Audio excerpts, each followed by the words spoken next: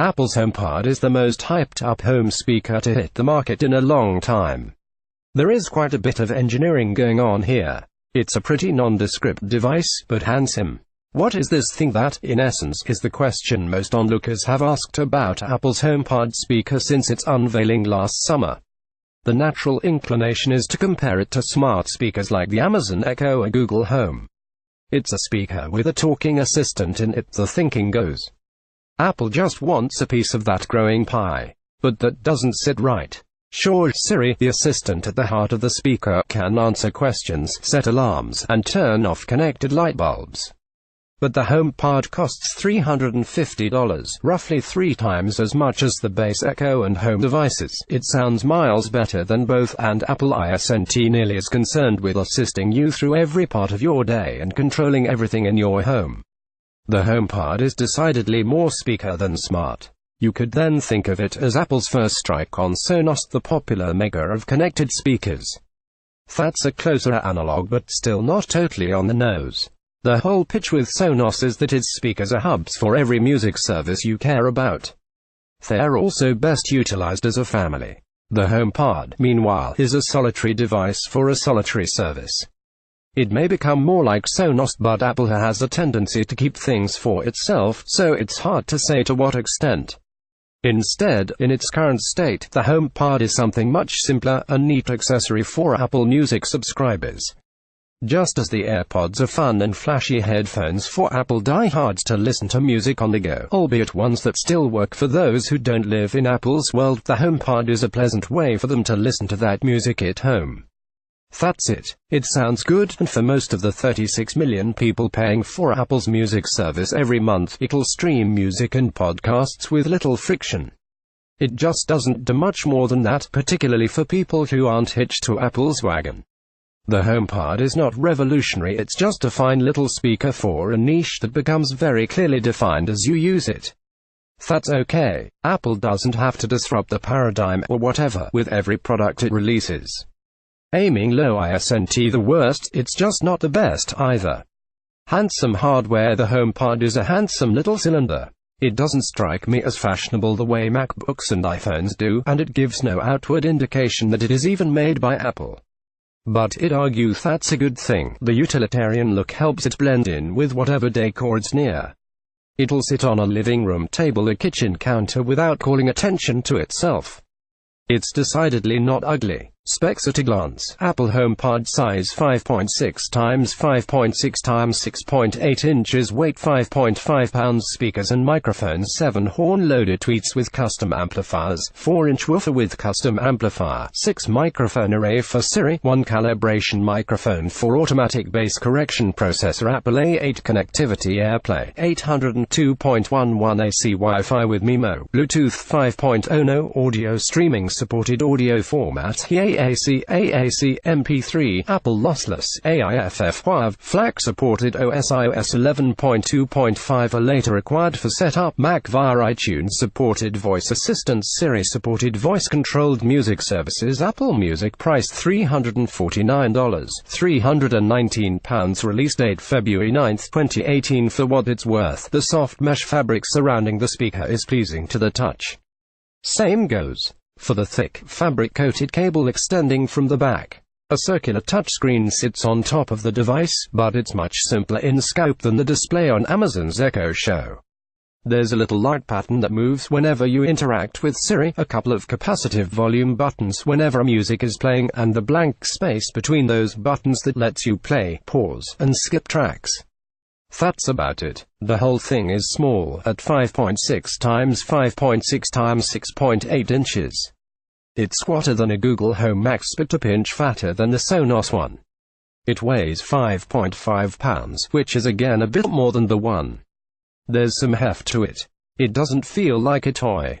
It is worth noting that the silicone base at the bottom of the HomePod could damage your furniture, though. After complaints from several users, Apple has acknowledged that the speaker may leave white ring marks on wood surfaces. So, don't put it there. I did not have any problems resting the device on a marble countertop, and the HomePod isn't the only device in the world that could do this, but it's an odd oversight all the same. The company says the rings can heal on their own but doesn't guarantee it, so you may be forced to clean them up yourself. Inside the HomePod, Apple has packed a ring of 7 tweeters, each of which are individually amplified, along with a 4-inch upward-firing woofer to help with bass response. There are 7 microphones built in as well, 6 of which are used to help Siri hear you while the other helps the woofer better control bass. As a point of comparison, the Sonos One has a 6-microphone array, 2 amplifiers, 1 tweeter, and 1 mid-woofer. So there's a bit more going on here. Above everything in the HomePod is Apple's A8 chip, which is better known as the processor that powered the iPhone 6. This is used to make Siri go, for one, but it also allows Apple to deploy its brand of digital signal processing DSP. In simple terms, the HomePod uses the A8 and those microphones to measure the room in which it's located and the audio it's playing. Then it adjusts that audio on the fly to avoid distortion and keep a relatively balanced sound profile. DSP is not a new thing for wireless speakers, but, in effect, the HomePod is trying to dynamically take a track and paint it back in a way that's tailored to the acoustics of your room. This can be good and bad, and we'll get into that, but it does make it a bit difficult to definitively talk about the HomePod sound. One mild complaint I have about the device is that it's not weather resistant, but the DSP party tricks suggest the HomePod is really meant for the indoors. Listing image by Jeff Dunn, page 2 enlarged. This is what you'll see whenever you activate Siri on the HomePod. It's the same little light swirl you'd see on an iPhone. What's easier to condemn is the HomePod's intense inflexibility. You can use Siri to directly start up something from Apple Music and other Apple sources, or use AirPlay to beam audio from another device. That's it. There's nothing in the way of wired audio input or Bluetooth streaming support. If you wanted to make use of the HomePod's strong sound with another AV device, no dice. There's no Ethernet port either. All of this makes the speaker more or less useless for Android users too. While there are third-party AirPlay apps in the Google Play Store, none of them is totally reliable. The HomePod's close-mindedness is particularly disappointing for those who pay for the Android version of Apple Music. Apple will eventually allow you to pair 2 HomePods for stereo sound and use them as part of a multi-room audio setup, but not until it releases the AirPlay 2 protocol at an unspecified date sometime this year. That should be great, but it'll cost a truckload, and Sonos has already said its existing multi-room speakers will support AirPlay 2 as well. As for physical hardware, the cable behind the HomePod ISNTUs are replaceable. It technically can be removed, but Apple says it's not meant to be. If it gets damaged, you'll need to pay another $29 to replace it. If the speaker as a whole needs fixing and you don't sign up for Apple's 2-year warranty program, it'll set you back $279. I understand how having a clean, controlled experience is Apple's thing. It even argue the HomePod isn't a mass-market device so much as another way for Apple to extract more money out of its most ardent fans in a world where smartphone growth is slowing. Plus, the HomePod soundstage isn't wide enough for it to work great with a TV anyway. But Apple is ostensibly trying to sell this thing, in part, to people who care about audio quality, and those are the exact same people who care about having this sort of openness. Paying $350 for a speaker that says no this much is tough. It sucks when Sonos does it, and it's a bummer here, regardless of how smoothly the HomePod integrates with Apple's own stuff. You absolutely have to be in the HomePod's limited target audience, and planning to stay there, for this to make sense. Simple setup, but only for iPhones, where the HomePod is the good kind of simple as in setup. After plugging it in, you just hold your Wi-Fi near the device and watch a little card pop up to initiate the process. It's virtually identical to the graphic that appears whenever you pair a set of AirPods to an iOS device. The HomePod will then prompt you to install Apple's Home app if you haven't already, see if you want to sign up for Apple Music, ask to sync your phone's messaging and account data, have you define in which room the speaker is being placed, and get you on your way. The first card you'll see upon setting up the HomePod. It's virtually identical to the UI that pops up whenever you pair a set of AirPods to an iPhone. If you don't have Apple's Home app installed, the HomePod will prompt you to do that. Then it'll have you define where the HomePod is placed, even though there's no official multi-room support just yet. This is an Apple Music machine, so it'll ask you to install it as well. Apple's 3-month free trial is pretty generous, at least. It'll then start to sync all the data from your iPhone. This bit allows it to send texts and set reminders. And here it drags in all your iCloud settings. It needs your location for certain requests, unsurprisingly. Then it gives simple suggestions for using Siri. And there it is. The whole process is as simple as tapping your phone screen a few times. It takes about a minute. I did encounter a hiccup where one card refused to load, but that seemed to be because I didn't have Apple Music installed on my device beforehand. Without that, the whole process would have taken about a minute. I could then send texts and access my podcasts list right away. I'm guessing most people who want the HomePod will have Apple Music installed already. The only problem is that you need an iOS device to set the speaker up. More specifically, you need an iPhone 5s or later, iPad Air or later, iPad Mini 2 or later, or an iPod Touch set to the latest iOS update. All of this will only work over Wi-Fi too. Again, it's very clear that the HomePod is an Apple device for Apple people, but not having any alternative for the Mac is weird. Page 3. Here's the short take on the HomePod. Sound pretty good, rich and full for its size, better than the Sonos One, but probably not $150 better, a galaxy ahead of the Echo.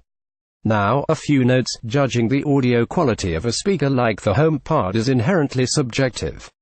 There are a lot of factors that can disrupt how you and I perceive sound: the speaker's volume, the surface on which it's placed, its proximity to walls and other solid objects, and so on. There's an argument to be made that trying to find a speaker's objective output is fruitless, since the acoustics of any two rooms are likely to be different. That seems especially apt here given the HomePod's affinity for DSP. It's usually best to trust your ears.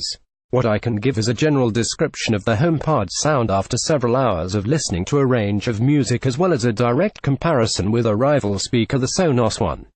I'd like to think that my opinion is decent. I've listened to roughly 200 to 250 headphones and written a number of audio tech reviews over the past 2.5 years. I know that I'm biased toward a warmer sound with a slight bass boost over a totally flat signature. For instance, I tested the HomePod in a centralized, mostly open location in my apartment. When I compared it to the Sonos One, I made sure the two played in the exact same spot, that I sat in the same locations myself, that a little time passed between each test to lessen natural bias, and that the speakers played as close to the same volume as possible. I tuned the Sonos with its TruePlay feature. The HomePod, as noted above, calibrates similarly on its own. For the HomePod, I streamed Apple Music directly via Siri. For the One, I used Sonos' usual private Wi-Fi network. That last bit means things weren't totally one-to-one, but it's how most people will listen to these things. Enlarged, the HomePod is very similar in size to the Sonos One, but feels a bit heftier. With that said, the HomePod's sound is clean and mostly balanced, with a satisfying but not overwhelming sense of fullness. If I was pretentious, I'd say it's defined by the good body it gives tracks, which is particularly impressive for a speaker of its size. Vocals, especially male vocals, are almost always smooth and present. There's bass, and it's relatively tight, not nearly as honky or paper-thin as it is on most speakers this small. Sibilance is rare. Apple's DSP has a religious devotion to avoiding distortion, and it's successful. To my ears, it doesn't have the totally flat sound audiophiles tend to crave, but it's not crazy aggressive in any one area, either. A Reddit review made waves for saying otherwise, but was later disputed. It doesn't have the kill you with bass mentality of older Beats devices. It's also more than loud enough to wreck my studio apartment, even if it's not the noisiest small speaker around. Some song tests still, while the HomePod is almost never harsh or bloated, I found it to lack a little edge and clarity in the treble.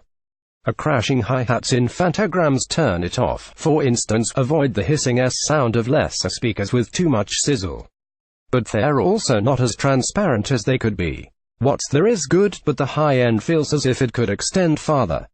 Instead, it usually sits in the background, helping to keep vocals and other mid-range sounds from being boomy but still somewhat veiled.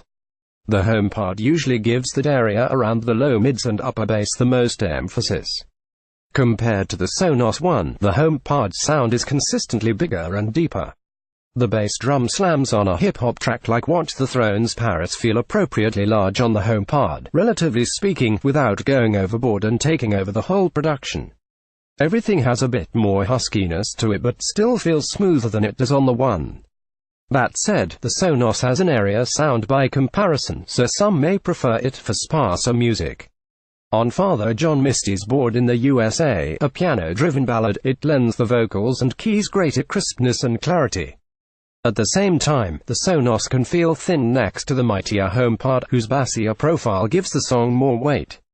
Enlarged, it seems hard to call this kind of minimalist design ugly. What the HomePod and Sonos One have in common is that neither can defy physics. The HomePod is still a small speaker, and that means it just doesn't have the space to generate the trunk-rattling bass and wide soundstage of brawnier alternatives. The sub-bass rumble on Jamie XX's Gosh, an electronic track, just doesn't dig as deep as it could on a more robust setup. It gives you something, but no knockout blow. Likewise, it can't rein in all the fine details of a more complex track like Aphex Twin's Window Licker. Funny name, I know. Instead of a sprawling, enveloping production, it feels a bit boxed in. This be better when it supports stereo pairing. Then again, that's something the Sonos One can already do.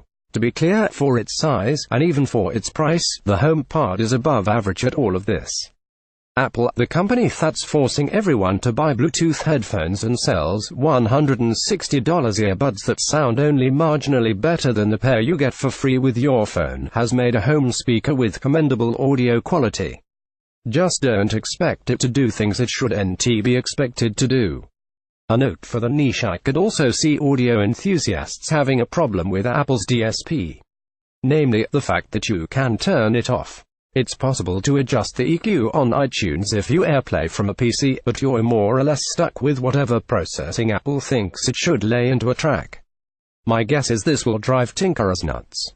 Because the DSP is so obsessed with and good at stamping out distortion, it can also affect how the HomePod sounds at high volumes, where things are otherwise likely to go haywire. Typically this means a thinner bass response, so to get the most nuanced low end possible, you'll want to keep the speaker a little bit beneath the maximum. Similarly, while the HomePod is technically compatible with a number of audio formats: MP3, AAC, HEAAC, FLAC, AIFF, WAV, and Apple lossless, all of those file types will be filtered through and adjusted by the HomePod's constant processing. The good news is that, again, that DSP produces an impressive, crowd-pleasing sound. But it's Apple's way or the highway. Page 4. If you think about Siri's place in the HomePod on Apple's terms, it's not a disaster. If anything, it's pleasant.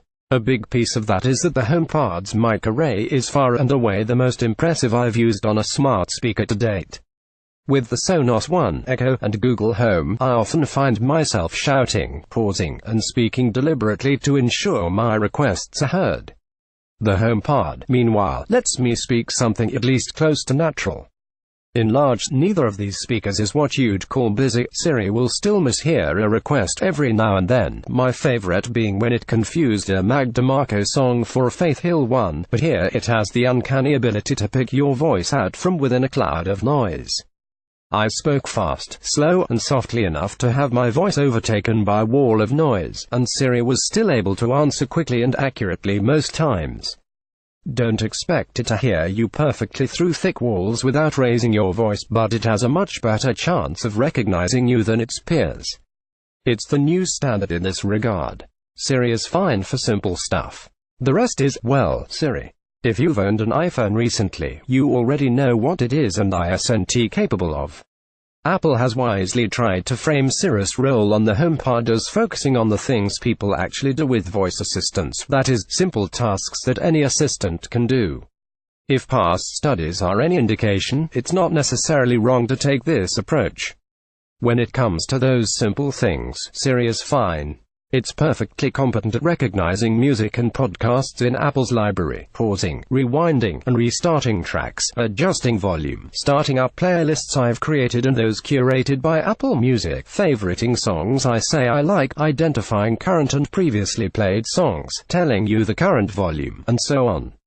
It doesn't seem able to skip to a specific track on a given album, but that's not a huge drag. I've seen reviews noting how Siri gives wacky recommendations when you ask it to play something I like, but I haven't had any problems there. One time it started up a band I very much like, another it introduced me to a track I'd never heard of but wound up enjoying. It's not a mind reader, though you have to engage with Apple Music to give it a sense of your taste. Beyond its abilities with Apple Music, Siri is mostly adequate with the basics. It can set an alarm, tell you the weather with sufficient detail, and recommend a nearby sushi restaurant. It can give general area traffic reports, but it can tell you what to expect if you provide a specific destination. It can give flash news briefings from NPR, The Washington Post, Fox News, and the like. It can reliably send texts.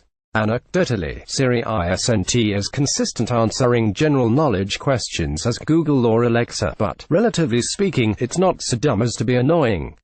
It's more competent as a voice controller for Apple's HomeKit platform. If you have a HomeKit-compatible smart home device set up through your iPhone, you can have Siri control it through the HomePod. I used this to turn off a few smart lights and didn't have any trouble. HomeKit at large is still a bit clunky to manage, but that goes for most smart home platforms at this point. But still Siri, there are still a few nagging issues here. Siri's inability to set multiple timers simultaneously is an obvious one. The A8 chip can handle that. Its inability to add songs to your loved list on Apple Music when you're streaming over AirPlay is frustrating. It can't access your calendar via the HomePod either. That's basic functionality for Alexa and Google. In large, the only Apple logo you'll see on the HomePod is tucked away on its bottom, among the silicone material used to keep the speaker upright. Worst of all is its total lack of multi-user support. Currently, the HomePod syncs with one iCloud account at a time but doesn't discern multiple voices. That means anyone else in my apartment could send iMessages in my name without me knowing.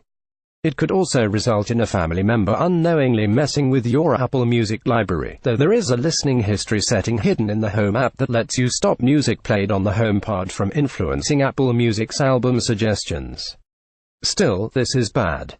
Google and Amazon already have multi-user solutions on speakers that cost far less and aren't explicitly made for enjoying music. You could say Amazon and Google already do this better for many things here, but that's common knowledge, so I won't belabor the point. The main thing is third-party app support. Alexa and Google Assistant have a ton, while Siri has very little.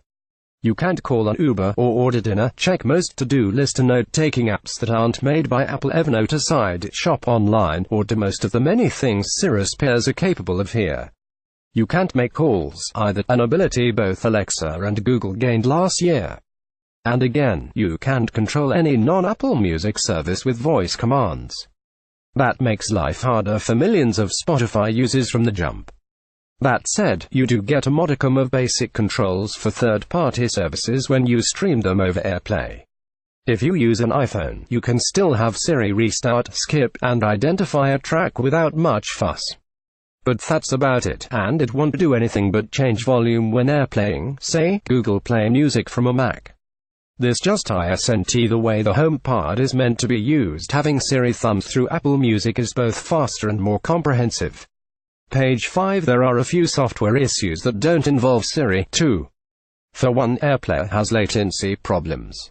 There's a consistent 2 to 3 second delay between when you manually select a track to stream over AirPlay and when it actually starts on the HomePod. If you let the songs pass without touching anything, this go away, but anytime you go to change something, there'll be a wait. This isn't the end of the world, but hopefully AirPlay 2 will tidy it up. Secondly, Apple has a neat trick that lets you say "Hey Siri" to wake the HomePod without activating the assistant on separate Apple devices near you. This worked for me without issue about 80% of the time. That's good, but still too imperfect for comfort. I had at least 3 occasions where I asked Siri to play a song only for it to respond and play music on the HomePod and my iPhone at the same time. I wound up turning off the Listen for Hey Siri option on my phone to make things more bearable, and I wouldn't be surprised if you do the same. It's also worth noting that there's no dedicated HomePod app. If you want to control playback and adjust volume without talking aloud, the idea is to use iTunes or Apple Music. On iOS, you can also 3D touch the music playback widget in the Control Center jargon, and choose to control the HomePod from there. You can also manage alarms and other HomePod items by 3D touching the speaker's icon in the Home app, which is a weirdly hidden spot for those settings. You'll go through a few screenshots to give you an idea of how you'd manage the HomePod without voice commands.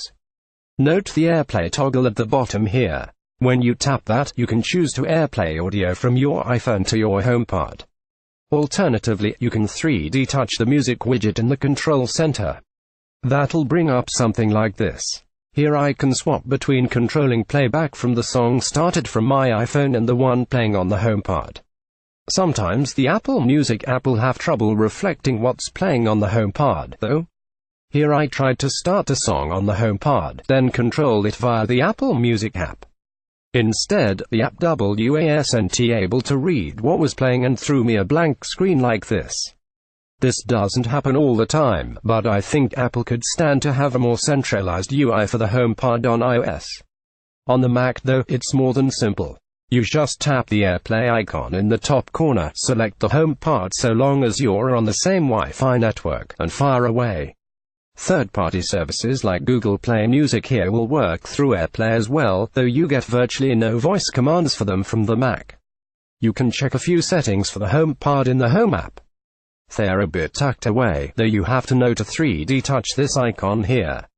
You can mess with how the HomePod presents and listens for Siri, as well as your current alarms but not timers.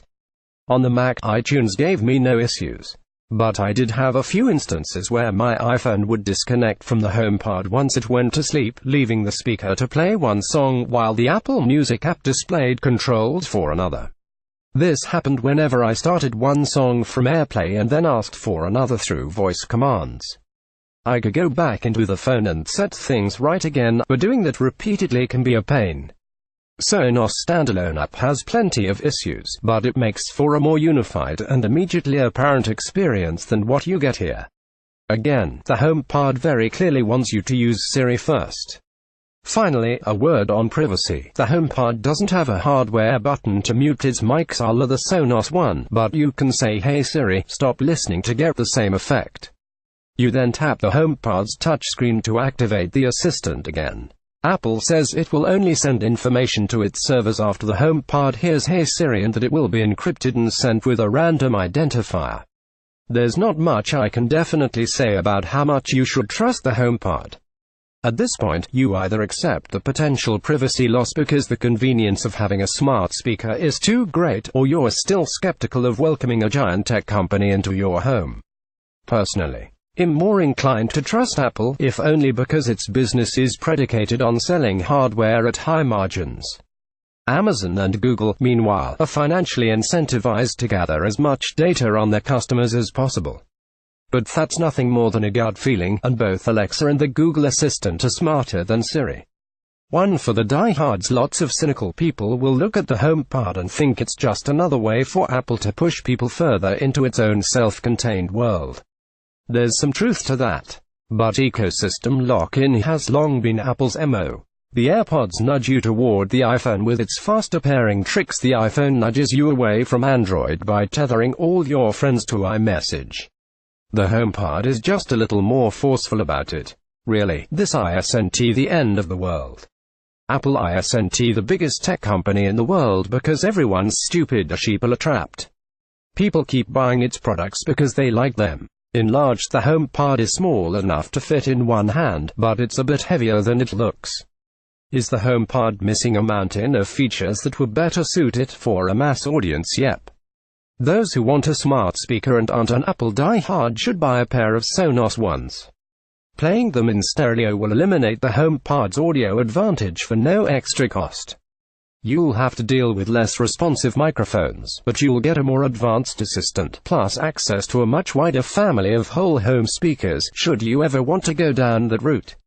You'll also gain AirPlay 2 support later in the year. But does that mean nobody should buy the HomePod? No. If you're an iPhone user who loves Apple Music and wants a way to enjoy that subscription at home, the HomePod is charming, simple, and nice-sounding enough to be worth a look. Many of its issues can be fixed with future software updates too. I suspect this will be many people's first home speaker. If so, it should be a good gateway to that world. They'll just enter from a walled garden of their choice. The good rich audio quality with minimal distortion, strongest voice recognition of any smart speaker, what Siri can do. It does well, dead simple setup, good looking hardware, the bad, no Bluetooth streaming, a wired audio input, no multi-room audio, a stereo pairing with a second HomePod until future update, no multi-user support, limited voice controls for Spotify and any other non-Apple Music service, Siri still limited compared to Alexa and Google Assistant, no way to fully adjust to disable digital signal processing on your own. The ugly, buying two HomePods to play in stereo should sound great, but it'll get pricey in a hurry. Android users are almost totally left in the dark. iPhone owners use services that aren't Apple Music too. It could literally damage wood furniture.